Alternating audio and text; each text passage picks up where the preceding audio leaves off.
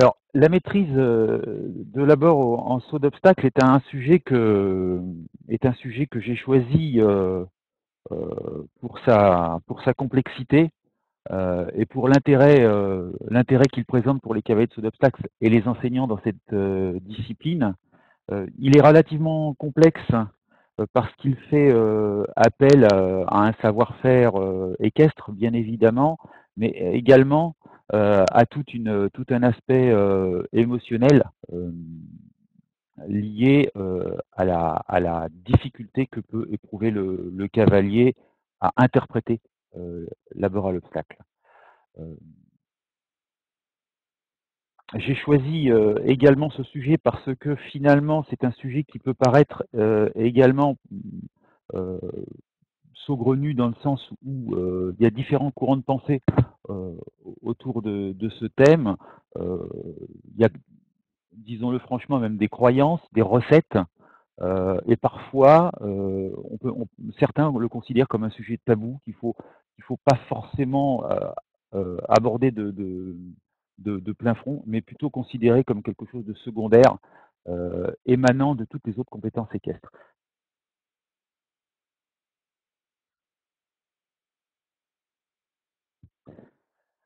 Alors, le plan de mon intervention s'articule en deux parties. Une partie, la partie en noir, c'est une partie où, en fait je fais une observation de ce qu'est la zone d'abord et la perception de l'abord pour le cavalier. Donc, en fait, je me promène à l'intérieur de tout ce qui se dit, de tout ce qui se fait. Et dans une partie que j'ai colorée en mauve, là, je vais plus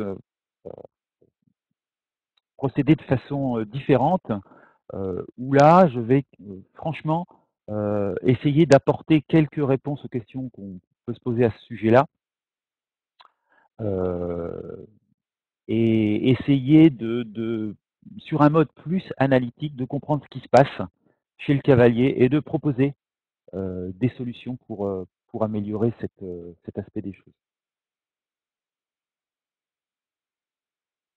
Alors, dans un premier temps, je me suis placé en spectateur de la discipline du saut d'obstacle. Spectateur qui pourrait observer un cavalier en action et puis, avec ses mots, décrire ce qu'il voit. Alors, il voit dans un premier temps, dans la partie haute de mon schéma, du pilotage. Et si on s'entretient avec un cavalier, les termes employés sont tout à fait explicites. Le cavalier va chercher à ralentir, accélérer, tourner, négocier des courbes. Donc, véritablement, ce sont des termes qui sont empruntés au pilotage. En vert, je mets le mot non mécanique. Ben oui, le pilotage peut être peut se faire évidemment avec une machine et un moteur. Là, c'est pas du tout le cas. C'est un sport qui se fait avec un animal, donc évidemment non mécanique. Et la particularité, c'est qu'il y a deux cerveaux. Donc, le cerveau du cavalier, mais également le cerveau du cheval. Et le cavalier va être obligé de composer avec les particularités de l'animal, et notamment également par rapport aux émotions du cheval, qui peuvent s'additionner aux siennes. Ensuite, le saut d'obstacle, si on observe un parcours, on a l'impression que c'est un sport de mouvement continu. C'est pour ça que j'utilise le mot glisse, hein, c'est-à-dire qu'on glisse de façon continue vers un obstacle qu'il s'agit de franchir le mieux possible. En rouge, la particularité de cette glisse, c'est qu'elle n'est pas continue, c'est qu'elle est rythmique. C'est-à-dire que euh, le galop ne se fait pas, le galop se fait en fonction d'une amplitude, d'une cadence. On peut imaginer ça comme des petits bonds, hein, entre chaque foulée. Et donc c'est une particularité parce que quelque part, l'interprétation de l'abord va se faire dans une recherche de synchronisation, de mise en phase entre le galop et l'obstacle. Et enfin, la résolution d'un saut par rapport à la zone d'abord, c'est de trouver une bonne trajectoire. Alors j'utilise le mot balistique parce que qui dit balistique dit trajectoire. Euh, voilà, donc avec un point de départ, un point d'arrivée et une courbe au-dessus de l'obstacle.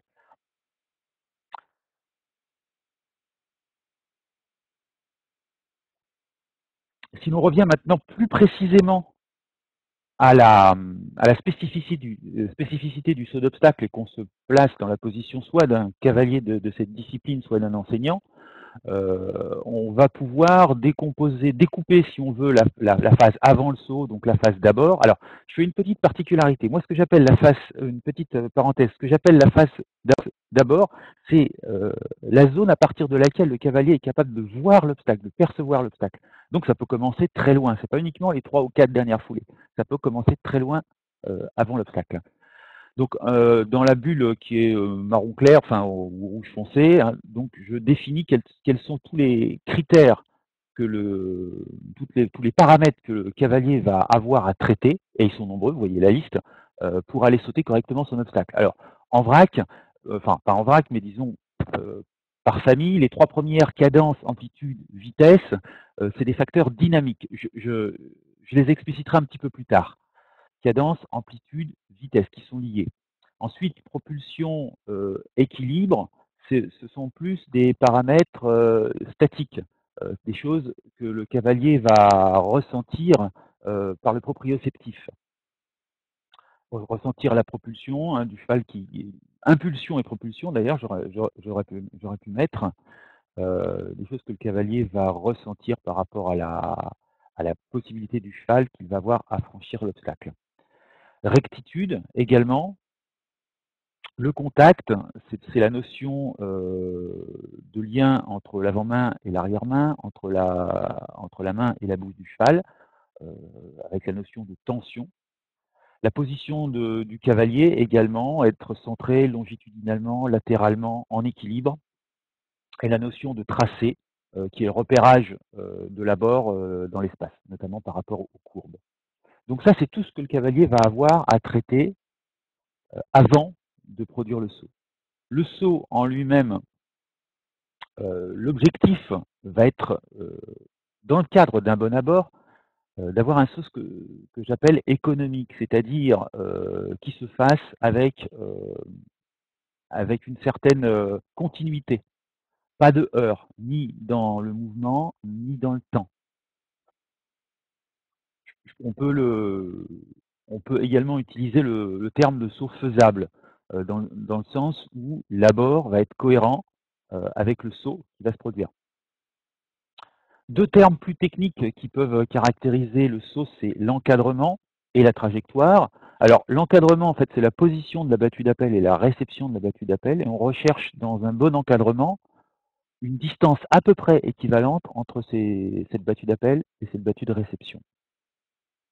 La trajectoire, elle, c'est plus la parabole qui est produite euh, au-dessus de l'obstacle. Et cette parabole doit être adaptée à la taille de l'obstacle. Pour obtenir un bon abord, je le décline en deux phases. Je l'ai dit tout à l'heure. D'abord la cohérence et ensuite la précision. C'est la deuxième phase.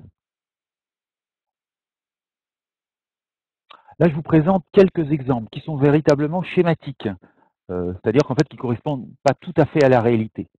Les petites flèches bleues représentent les foulées de galop et la grande flèche bleue au-dessus des triangles représente en fait un obstacle virtuel. Voilà, donc 4 foulées de galop, un saut, un saut. Dans le premier cas de figure, on a une distance d'appel A et une distance de réception R qui sont équivalentes. On va considérer que l'encadrement est centré. Et si cette distance A et R est à peu près équivalente à H, on aura une trajectoire adaptée, c'est-à-dire une parabole d'une bonne taille et bien positionnée dans l'espace. Le deuxième cas de figure en jaune, c'est 4 foulées de galop avec de toute évidence une battue d'appel trop proche et qui va se traduire par une trajectoire au-dessus du saut décalée vers l'arrière. Donc la distance d'appel va être inférieure à la distance de réception. Et à ce moment-là, on voit dans ce cas de figure-là qu'il y a risque de faute en montant, hein, notamment sur un vertical. Alors, la réalité, c'est pas tout à fait ça. Les chevaux ont une intelligence du saut et vont souvent, malgré un abord pas forcément précis, corriger eux-mêmes la trajectoire du saut. Et très souvent, quand les chevaux sont un petit peu près, s'ils sont assez respectueux, ils vont avoir une trajectoire un peu plus en cloche pour éviter la faute, justement. Le troisième cas de figure, cas de foulée de galop, le cheval se retrouve un peu trop loin dans sa battue d'appel, et donc le risque, c'est d'avoir une battue d'appel beaucoup plus longue que la battue de réception. Et si c'est par exemple un auxerre, ce qui n'est pas le cas là dans ma figure, il y a risque de faute en descendant sur le deuxième plan. Alors, ce qui se passe en réalité, c'est pas toujours ça. Ça peut être éventuellement un cheval qui va compenser en aplatissant sa trajectoire et en sautant, en ayant une distance A et R à peu près égale, mais avec une trajectoire plus plate. Ou éventuellement, si le cavalier n'a pas tout à fait assez construit euh, les paramètres dynamiques de l'abord, un risque de petit pied, c'est-à-dire une toute petite foulée avec un saut en cloche. Et là, pour le coup, le cavalier risque, lui, de faire ce qu'on appelle une gorgette, c'est-à-dire de partir avant le cheval. Une mauvaise interprétation du point de départ du saut. Voilà. Et inversement, sur une trajectoire plus longue, il peut ne pas suivre et subir ce qu'on appelle un taxi.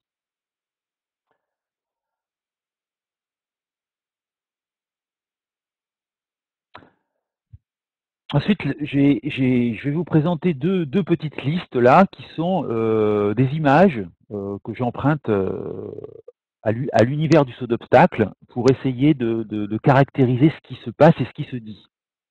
Alors sur un plan contextuel, je dirais que l'abord de l'obstacle est difficile à expliquer parce que on a du mal à savoir ce que c'est que la visualisation, ce que c'est que l'anticipation.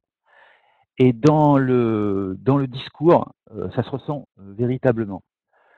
Donc, en bleu, je mets que c'est un sujet qui est non enseigné, en tout cas non enseigné spécifiquement. Il est souvent sous-jacent dans le discours, mais pas véritablement traité à part entière. Je considère que c'est un savoir-faire qui est difficile à acquérir euh, parce que les éléments qui sont fournis aux cavaliers par l'enseignant sont souvent très souvent des éléments a posteriori, c'est-à-dire qu'il faut que l'acte se soit déroulé pour avoir des informations sur la réussite ou non du geste. C'est-à-dire que souvent, c'est pour ça que j'utilise ensuite le terme coaching t'aurais dû, souvent l'enseignant, quand il fait le débriefing d'un parcours, va analyser le parcours en commençant sa phrase par tu aurais dû arrondir ta courbe, tu aurais dû prendre plus d'amplitude, rééquilibrer, des choses comme ça. Mais des consignes préalables sont relativement rares et de répétabilité aléatoire. C'est-à-dire que si on reproduit sur un son un petit peu difficile, si on fait plusieurs passages avec à chaque fois la même consigne euh, transmise au cavalier, le résultat ne sera pas toujours le même. Donc c'est un petit problème quand même pour le cavalier, cette répétabilité qui n'est pas forcément très fiable. Ensuite, je termine cette diapositive par deux questions auxquelles j'espère vous me répondrez tout à l'heure dans la phase qui est réservée aux questions et réponses. Est-ce que trop chercher sa battue d'appel peut faire mal monter? Alors, évidemment, moi j'ai mon petit point de vue là-dessus. Ma réponse est oui, trop chercher sa battue d'appel peut faire mal monter parce que le cavalier ne se concentre que sur cet aspect visualisation de sa foulée, en oublie le cheval, en oublie de construire son abord avec le cheval, euh, et du coup peut commettre des fautes d'interprétation. Deuxième question, les fautes directes sont-elles systématiquement liées à un mauvais abord? Alors faute directe, c'est-à-dire mauvais abord, est-ce qu'il y a faute sur l'obstacle qu'on va sauter? Ma réponse serait plutôt non. Parce que si on prend par exemple le cas d'une ligne, allez, j'imagine deux obstacles séparés de 5 foulées, normal. Si on rentre normalement, les 5 foulées se déroulent normalement, le saut de sortie de ligne se fait correctement. Si on rentre par exemple sur une trajectoire trop plate, battue d'appel trop longue, la faute n'aura pas forcément lieu sur l'obstacle d'entrée de la ligne, mais si le cavalier reste passif, reste sur des amplitudes trop longues, il va se retrouver trop près euh, quand il aura fait ses 5 foulées, trop près de l'obstacle de sortie de ligne et commettra une faute indirecte sur la sortie de ligne, faute en fait qui aura été induite par une entrée de ligne de mauvaise qualité. Idem si le saut se fait par exemple sur une trajectoire trop courte à l'entrée de la ligne, saut en cloche, Le cavalier reste passif, se retrouve trop loin de la sortie. Si c'est un vertical, trajectoire trop plate, risque de faute. Le petit pavé en rouge, c'est plutôt quelque chose que je qualifie de consensus, c'est-à-dire une idée autour de laquelle tout le monde est à peu près d'accord. Optimiser tous les paramètres de préparation du saut pour minimiser l'importance de l'abord. C'est souvent ce que font tous les enseignants de saut d'obstacle. C'est-à-dire qu'ils essayent de véritablement construire tous les paramètres de préparation, l'équilibre, l'impulsion, l'attention, pour le tracé, pour que le cavalier, en cas de mauvais abord, puisse quand même avoir un saut à peu près cohérent. Alors après la problématique contextuelle, je focalise un peu plus sur la problématique technique de l'abord. Alors le contour flou du champ cognitif, pour le cavalier, c'est assez compliqué parce que autour de ce champ cognitif, il y a le problème de la perception, de l'anticipation, qui sont des choses assez floues à ressentir.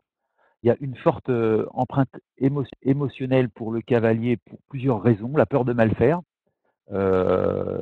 aussi également des comportements d'inhibition ou voire de paralysie technique en cas d'obstacles plus gros que l'habitude.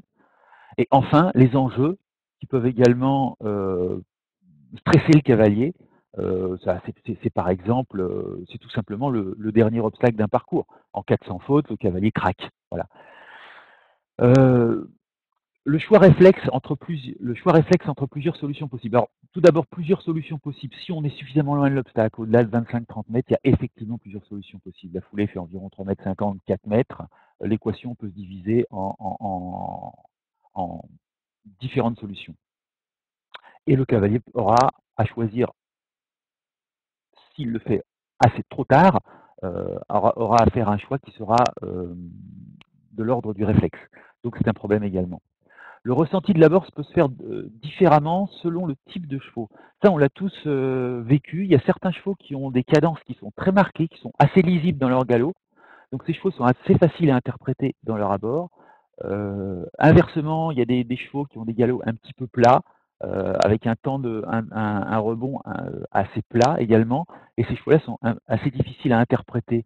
Euh, il y a des chevaux également qui prennent en charge l'abord, c'est-à-dire qu'ils se préparent eux-mêmes, qui se redressent, qui véritablement sont actifs dans la zone d'abord. Ces chevaux sont assez faciles également à interpréter. D'autres, notamment par exemple des jeunes chevaux, vont continuer à courir dans l'obstacle et à sauter un petit peu comme ça vient. C'est ce que j'appelle le ressenti de l'abord différent en fonction des chevaux. Enfin, la typicité du comportement individuel du cavalier, ça, c'est des modèles de cavaliers, des modèles de comportement. Il y a des cavaliers passifs qui vont rester inactifs, d'autres qui vont essayer de faire bien, essayer de faire en tout cas quelque chose. Il va y avoir des cavaliers pessimistes qui vont se dire de toute façon, j'y arriverai jamais. Des cavaliers optimistes qui se disent allez, il faut que j'y arrive. Voilà, il y a différents modèles de cavaliers, des cavaliers fatalistes également qui se disent ben, il y a des jours avec et des jours sans. Dans mon pavé rouge, également le consensus autour de la technique, c'est que l'abord est considéré par la majorité des cavaliers des enseignants comme un savoir-faire, ce que j'appelle émergent, c'est-à-dire que la qualité de l'abord s'améliore quand l'équitation s'affine avec l'expérience. Plus le cavalier quantitativement et qualitativement a d'expérience, meilleure sera sa perception de l'abord. Ça, tout le monde est à peu près d'accord là-dessus. Alors j'ai rajouté entre parenthèses normalement, parce que j'ai quand même constaté que ce n'est pas toujours le cas. Certains cavaliers à niveau expérience égal sont capables de maîtriser la zone d'abord, d'autres non. C'est un petit peu ça qui a induit le choix de mon sujet. C'est un peu ce normalement. Alors là maintenant, je rentre dans la phase d'exploration, c'est-à-dire la phase où je vais essayer euh, de suivre un cheminement, alors que j'appuie sur mon expérience personnelle de cavalier et d'enseignant. Donc, je caractérise la zone d'abord au centre en noir et je vais prendre le parti d'utiliser l'approche dynamique pour construire l'abord. Alors, approche dynamique, qu'est-ce que c'est? C'est les trois paramètres que j'avais tout à l'heure présentés dans une de mes premières diapositives, l'amplitude, la cadence et la vitesse. À l'inverse, il y a des paramètres plus statiques. Ceux-là, je les réserve à la construction du galop. Je vais également prendre le parti pris d'avoir une position, enfin, d'avoir une vision analytique du sujet, en tout cas de faire une extraction de la partie zone d'abord, de tout le reste, de tout l'aspect technique restant. Évidemment, quand on est dans l'analytique, pardon, on est un petit peu dans le schéma, un peu dans la caricature, et c'est pas la réalité. Donc, je reviendrai à la fin de mon exposé sur le fait qu'il faut revenir complètement en mode global quand on est ensuite dans l'action. Dans la zone d'abord, dans le pavé un petit peu jaune, euh, j'utilise le terme trier les informations. Il est évident que le cavalier reçoit un grand nombre d'informations dans cette zone d'abord, et si il n'est pas capable de les trier, c'est-à-dire de les hiérarchiser, de choisir celles qui sont à traiter de façon consciente, de façon au niveau de la concentration, et les autres qui sont à automatiser, il ne va pas s'en sortir. Hein. Il va y avoir une pollution dans les informations et les actions risquent d'être confuses. D'où ensuite mes trois bulles qui sont entremêlées. La sphère de la concentration, où le cavalier va, à mon avis, devoir être capable d'extraire certaines informations et les placer au niveau de la concentration. Toutes les autres au niveau de la sphère verte, il pourra les traiter au niveau de l'attention, de la vigilance, et le fait qu'il ait une expérience en équitation va lui permettre d'automatiser ces informations. Je vais prendre à titre d'exemple une personne qui conduit une voiture. Quand vous conduisez une voiture, vous passez vos vitesses, les clignotants, accélérez, ralentissez, sans véritablement penser à ce que vous faites. Vous pouvez penser même à autre chose, euh, sous réserve d'être quand même attentif à la conduite. Hein. Même chose pour un pianiste. Un pianiste jouera par exemple des notes de la main droite, des accords de la main gauche, éventuellement même pourra chanter une chanson. Donc il y a des choses qui sont automatisées. La bulle violette est également très importante parce que, en fait, elle est en interaction avec la sphère de la conscience et la sphère de l'inconscience. C'est la maîtrise du regard et de la pensée. Il faut savoir qu'on a un seul canal de concentration possible de façon instantanée. On peut passer très rapidement euh, de l'un à l'autre, mais on peut traiter qu'une seule information au niveau de la concentration. Or, le regard accapare la concentration. Donc, j'attire votre attention sur le fait que fixer l'obstacle en permanence dans la zone d'abord paralyse la concentration sur l'obstacle et peut éventuellement, si le cavalier en a besoin, peut lui faire oublier d'autres paramètres qui sont par exemple la construction du galop. Donc très attention, d'où en fait chez Michel Robert dans son ouvrage dont je parlerai plus tard, la notion de regard panoramique ou de regard focal. Le regard panoramique, c'est une vision, elle peut suffire. Le regard focal est quelque chose de ciblé et peut également être utile à certains moments dans la zone d'abord. La pensée, c'est exactement pareil. La pensée, c'est un peu la sphère émotionnelle, il faut arriver à maîtriser sa pensée. Voilà. Se maîtriser soi-même pour prétendre maîtriser son cheval et maîtriser son abord.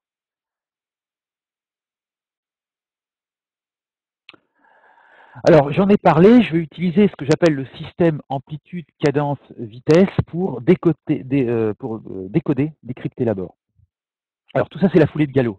Hein. L'amplitude, c'est je la définis, en fait, c'est la distance entre deux foulées, entre le posé du même membre. Hein. C'est-à-dire, si on part du postérieur gauche, ben, au galop à droite, par exemple, ben, ça sera le postérieur gauche de la foulée suivante.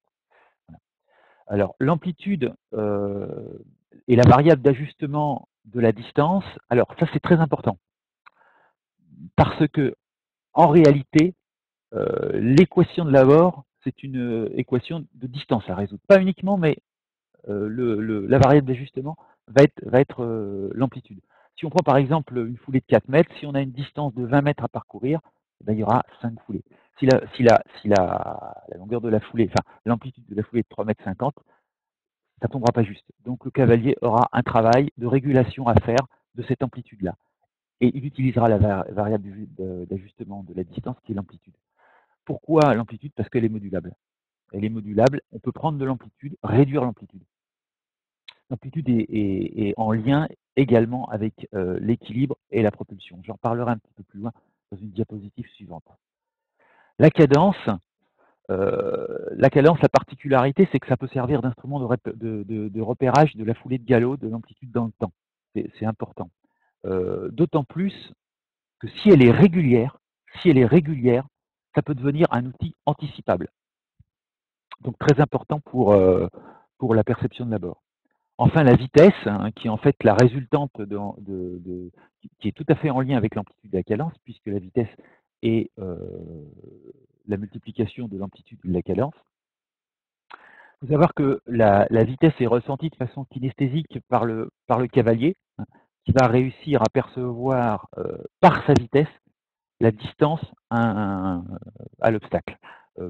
Je reviens à mon exemple du conducteur automobile qui, en fonction de sa vitesse, par exemple, s'il y a un feu rouge, en fonction de sa vitesse, va réussir à organiser son ralentissement pour pouvoir s'arrêter au feu. Et c'est ce que j'appelle l'outil d'interprétation de la distance. Voilà, amplitude, cadence, vitesse. Alors, n'ayez pas peur, je vais vous expliquer ce petit schéma. Alors, qui se veut explicite, mais bon, voilà, il y a plusieurs bulles. Alors, tout d'abord, de gauche à droite, c'est le cheminement du cavalier en direction de l'obstacle, donc dans le sens de la flèche. En bas, il y a avant la zone d'abord, début de la zone d'abord, zone d'interprétation, zone de régulation. Je découpe un peu artificiellement la zone d'approche de l'obstacle en 4 parties. Et les 4 bulles représentent en fait le mental du cavalier, ce qui s'y passe. Et en tout cas, quel message il peut éventuellement s'envoyer pour arriver à décoder ou décrypter l'abord. En haut, dans la partie au-dessus de la ligne rouge, c'est la sphère de la concentration, en dessous, la sphère de la vigilance. Et entre les deux, ce que j'appelle le fil conducteur cadence. C'est un métronome qui se déroule dans la tête du cavalier qui est en fait la cadence du cheval. Ce que je suggère, c'est que le cavalier, tout au long de la phase d'abord, reste concentré sur son amplitude. Son amplitude parce que ça va être la résolution de l'équation de la distance. Mais il va pouvoir également traiter d'autres informations au niveau de l'attention et de la vigilance, et elles seront éventuellement différentes en fonction de la zone. Dans la première partie, avant la zone d'abord, ce que je propose, c'est de véritablement prendre en compte les paramètres d'équilibre et de propulsion pour trouver l'amplitude juste. L'amplitude juste, c'est l'amplitude qui peut être sans risque, soit amplifiée, soit réduite.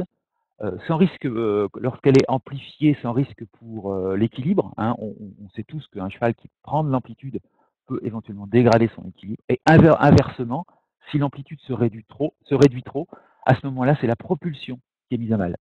Donc, galop juste, galop qui peut s'amplifier ou se réduire sans risque pour l'équilibre ou la propulsion. Début de la zone d'abord, le cavalier a perçu son obstacle. En tout cas, il est en train de le percevoir. Reste concentré sur l'amplitude, et c'est grâce à la vitesse qui positionne l'obstacle dans l'espace. Ensuite, dans la bulle suivante, zone d'interprétation, il reste concentré sur l'amplitude. Il utilise la visualisation pour paramétrer un petit peu son amplitude et la calquer sur quelque chose qu'on peut qualifier de prévisualisation. Et dans la zone de ce que j'appelle de régulation, il reste toujours concentré sur son amplitude, mais là, il revient plus à des notions d'équilibre et propulsion pour justement pouvoir adapter son amplitude au saut le plus correct possible. Excusez-moi. J'ai positionné également en pointillé ce que j'appelle une zone critique. Alors cette zone critique, il faut que je l'explicite un petit peu, ça va être ce que je vais proposer dans la diapositive suivante. Alors, cette zone critique, c'est une zone qui se passe, qui est importante de prendre en compte dans sa durée. Ce n'est pas uniquement ce qui se passe au moment présent, c'est véritablement prendre en compte ce qui vient de se passer, ce qui se passe pour arriver à anticiper sur ce qui peut se passer. Donc, ma petite flèche rouge, donc sens du déplacement du cheval vers l'obstacle, fil conducteur cadence, toujours pareil. Qu'est-ce qui se passe dans les foulées qui viennent de se passer En fait, c'est pas tellement une approche de l'obstacle, c'est plutôt une réduction cadencée de la distance par rapport à l'obstacle. Réduction cadencée par séquence d'amplitude. C'est-à-dire que c'est des petites portions d'amplitude qui ont une cadence. Et c'est comme ça qu'il faut voir l'approche de l'obstacle. Phase numéro 1. Phase numéro 2, fort de ce qu'a ressenti le cavalier, il peut produire une anticipation, une prévision de ce qui peut se passer. C'est ce que j'appelle l'anticipation cadencée de la distance qui reste à parcourir par rapport à l'obstacle. Toujours par séquence d'amplitude. Enfin, zone numéro 3, le cavalier revient dans le moment présent pour ajuster l'amplitude à la cadence. Voilà. Je pense que ce petit schéma, je pourrais revenir dessus dans la partie question, parce que forcément, il est de nature à interprétation.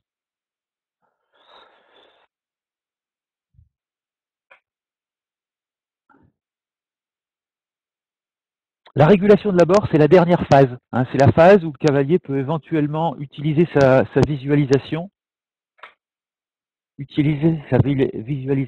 pour ajuster, pour réguler l'abord. Alors, je prends deux cas de figure. Préfiguration juste, c'est-à-dire le cavalier sent que les choses vont se passer correctement, que le galop est assez bien synchronisé avec le saut qui va se produire. À ce moment-là, l'amplitude va être stabilisée et il y a juste un travail de régulation de cadence et de contrôle de la vitesse pour avoir un système équilibre propulsion adapté. Un petit peu plus difficile en jaune, le cavalier sent que les choses ne vont pas se passer correctement, préfiguration à ajuster, donc il va moduler son amplitude pour corriger son abord, et à ce moment-là, ça va avoir un effet sur la vitesse et la cadence, et avoir un effet sur l'équilibre et la propulsion. Et à ce moment-là, en feedback, va se produire éventuellement la notion de choix tactique, c'est-à-dire pour ajuster l'équilibre à la propulsion au dernier moment, d'avoir des actions anticipées pour corriger l'amplitude du galop.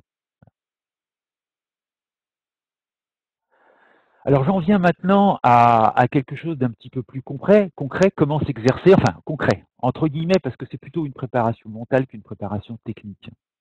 Il y a tout d'abord l'état d'esprit du cavalier. Il faut véritablement vouloir le faire, hein, c'est-à-dire vouloir transformer ce que j'appelle le peut-être, qui peut se passer en sans doute. Ensuite, il y a son comportement par rapport à l'obstacle et par rapport à sa stratégie, c'est vouloir véritablement pas construire l'abord tout seul, lui, en tant que cavalier, mais le construire à travers le cheval, avec le cheval. Les outils qu'il va pouvoir utiliser, c'est ce que j'appelle l'autosuggestion, l'auto-évaluation, les images mentales, les points d'ancrage. Alors, l'autosuggestion, c'est d'être capable, avant de produire le geste, de se dire, de se répéter ce qu'il va vouloir rechercher. Je prends à titre d'exemple, ça va être le fait d'avoir une amplitude maîtrisée, d'avoir une cadence régulière, d'avoir un regard qui anticipe le saut. Auto-évaluation, c'est la capacité qu'il a de vérifier si ce qu'il a fait est correct, notamment par rapport au message qui s'est envoyé en amont. Les images mentales, c'est des raccourcis. C'est par exemple pour le cavalier qui a du mal à ressentir l'amplitude, à essayer d'imaginer mentalement comment se déroule le galop de son cheval en dessous de lui. C'est ça par exemple. Il y en a beaucoup d'autres, mais j'en cite une parce que c'est une qui peut éventuellement marcher. Les points d'ancrage, en fait, c'est des garde-fous, c'est des choses auxquelles le cavalier et qui vont être véritablement des choses très solides et qui vont être véritablement des choses très solides. Euh, Ensuite, s'approprier le système amplitude, cadence, vitesse. Oui, effectivement, hein, chaque cavalier peut avoir sa façon un peu de codifier cette zone d'abord, d'utiliser ses propres mots. Ensuite, concrètement, sur quoi peut-on s'entraîner? Alors, je ne l'ai pas mis, mais c'est de toute évidence, c'est surtout des petits obstacles, bien visibles, hein, de façon à ce que le cavalier puisse percevoir l'obstacle sans forcément le regarder. Barre au sol, ça marche aussi. Et surtout répéter les petits sauts sans que ce soit un effort physique important pour le cheval. Voilà, je ne préconise pas forcément les barres d'appel, enfin les barres d'appel, si, mais pas les barres de réglage, parce que je recherche plutôt à ce que le cavalier soit autonome dans ses décisions. Ensuite, le travail des écueils habituels du parcours, bah ça c'est là où l'émotion éventuellement peut se produire dans le cadre d'un parcours. Je cite le premier obstacle. Alors là, c'est pas tellement l'émotion, c'est le fait que le cavalier soit pas encore enclenché, pas encore rentré dans le parcours. Donc les fautes premier obstacle sont récurrentes. Le dernier obstacle, c'est faute émotionnelle, ou quand on a fait un bon parcours, qu'on veut sauver le sans faute, ben, on peut éventuellement craquer. La sortie de ligne, la particularité de la sortie de ligne, c'est que c'est un des seuls obstacles où, en fait, vous avez des informations en amont du contrat de foulée. Donc là, véritablement, le cavalier a un état d'esprit légèrement différent par rapport à l'obstacle isolé. Voilà, l'entrée de combinaison, également un aspect émotionnel, parce que le cavalier peut avoir envie, entre guillemets, de sauter tout en même temps, alors qu'il faut vraiment prendre son temps entre les 2 ou 3 sauts et les foulées entre ces 2 ou 3 sauts. Ensuite, un exercice qui fonctionne assez bien, c'est l'action en cadence, pour justement rester tout à fait connecté à ce point d'ancrage de la cadence, de utiliser des actions soit de main, soit de jambes, en cadence avec le cheval. Un bon exercice également. Je vais vous présenter ensuite 3 petites vidéos bon, qui ont l'intérêt en fait de revenir maintenant à quelque chose d'un petit peu plus global. Donc la première, ça va être un cavalier dans un schéma de petits sauts sur un cercle, un cavalier qui va sauter, alors véritablement sans consigne. C'est-à-dire que j'ai demandé à ce cavalier d'enchaîner des petits sauts et on va simplement observer ensemble ce qu'il fait. Dans la deuxième vidéo, je vais lui donner des consignes bien précises sur l'amplitude, la cadence et l'anticipation du regard. Le cavalier va faire quelque chose et vous allez voir qu'il va être relativement gêné. Et dans la troisième vidéo, ce cavalier va en fait s'approprier ses propres consignes, voilà, pour essayer d'arranger un petit peu la situation.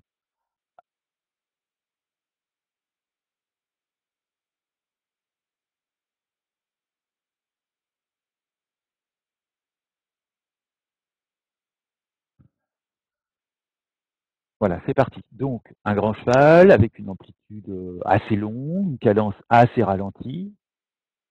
Voilà, légère accélération du cheval. C'est des petits sauts, hein, ça fait 70-80 cm. Le cheval pas très confortable sur le galop à droite, sur le galop à gauche, plutôt sur le galop à droite.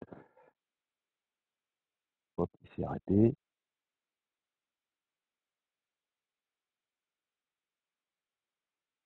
Bon, je remets. Apparemment, il y a un petit problème de vidéo. Bon, ben, c'est le saut qu'on vient de voir. Le cavalier, on peut constater qu'il a le regard assez braqué sur l'obstacle quand même. Assez concentré sur l'obstacle.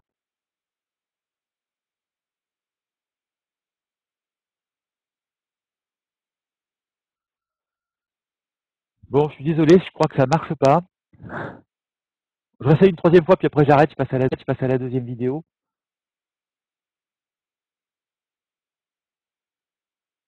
Ouais, bonne répétabilité, là, il fait toujours le même saut. Ouais, j'espère qu'il va aller plus loin. Bon, il est planté. Bon, deuxième vidéo.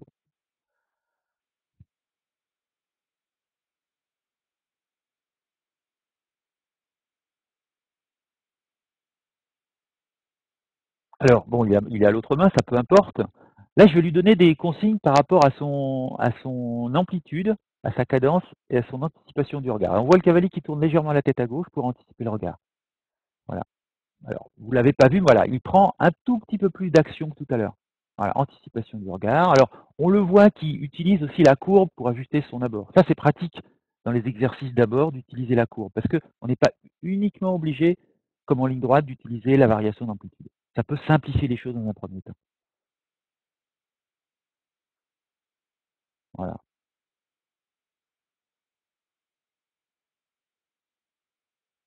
Donc, par rapport à la première vidéo, le cheval est dans une amplitude un petit peu supérieure. Et après, en m'entretenant avec le cavalier, il m'a avoué qu'il ne se sentait pas tout à fait à l'aise dans cette configuration-là.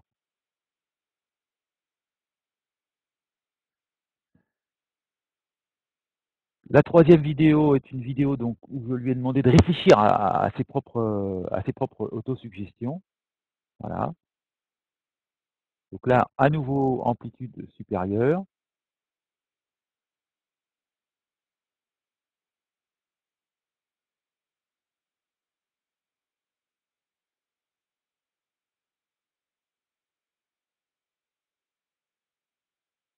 La légère réduction d'amplitude, c'est ce que j'appelle un saut cohérent quand même, hein.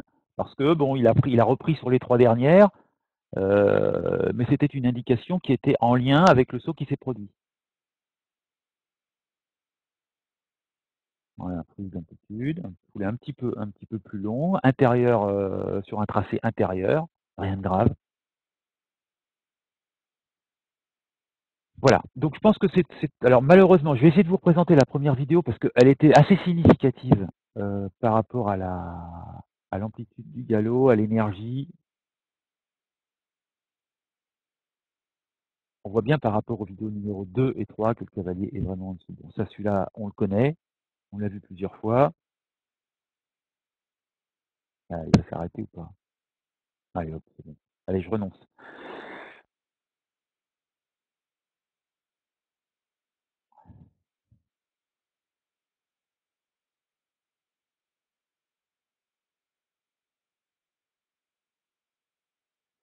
Alors, en résumé, ce qu'il faut retenir, bon, bah ça, je le répète, c'est un sujet relativement complexe. Il y a des décisions à prendre, il y a des informations à extraire. Donc, le cavalier a forcément besoin de sa sphère cognitive et affective, donc c'est très difficile dans ce sens-là. Alors la conceptualisation est abstraite. Alors ça c'est de ma faute, hein. J'ai volontairement extrait certaines données, certains paramètres dynamiques. La réalité, je l'ai dit tout à l'heure, se passait pas comme ça. C'est important que le cavalier revienne dans une équitation beaucoup plus globale, et notamment en traitant tous les aspects techniques, hein, j'en ai parlé tout à l'heure, et en restant connecté avec le cheval. Alors, il ne faut pas considérer ce que je vous ai proposé comme quelque chose qui va vous aider, enfin aider le cavalier à améliorer sa visualisation. Pas du tout. Il n'y a pas de truc et astuce dans ce que je propose. C'est plutôt proposer un cadre d'amélioration, un contexte dans lequel le cavalier peut améliorer sa perception de l'abord. Alors les conséquences sur l'équitation, bah, ça, elles sont nombreuses. Quand on regarde un parcours de haut niveau, on ne voit pas les cavaliers agir, tout simplement parce qu'ils ont une anticipation assez lointaine de l'abord, hein. Donc les actions sont lissées sur l'ensemble des foulées de galop. On a une équitation avec beaucoup plus de liant de fluidité. Stratégie du parcours de CSO, c'est important. Quand on a la maîtrise de la technique, et si on a la maîtrise de la tactique, qui est la perception de l'abord, on peut avoir la maîtrise de la stratégie du parcours. Et à ce moment-là, anticiper et éventuellement envisager plusieurs scénarios possibles. Alors, je dis gain de confiance, c'est un gain de confiance pour le cavalier, qui va savoir qu'il est capable de le faire. Un gain de confiance pour le cheval qui est en dessous, qui va savoir que le cavalier est capable de le faire. Et forcément un gain de confiance pour le couple, parce qu'on sait tous que 1 plus 1, ça fait pas toujours 2, parfois ça fait 0, parfois ça fait 3. Et là, le but, c'est que 1 plus 1 fasse 3. Les caps techniques, alors là, je les positionne quand même. On retrouve souvent des cavaliers en difficulté quand ils ont besoin de changer de cap technique, par exemple, de niveau technique. Par exemple, quand ils tournent autour de 120, 125, ils ont plus besoin de passer au niveau de 125, 130. À ce moment-là, ils ont besoin de maîtriser cet aspect du sujet. Ça, c'est très important.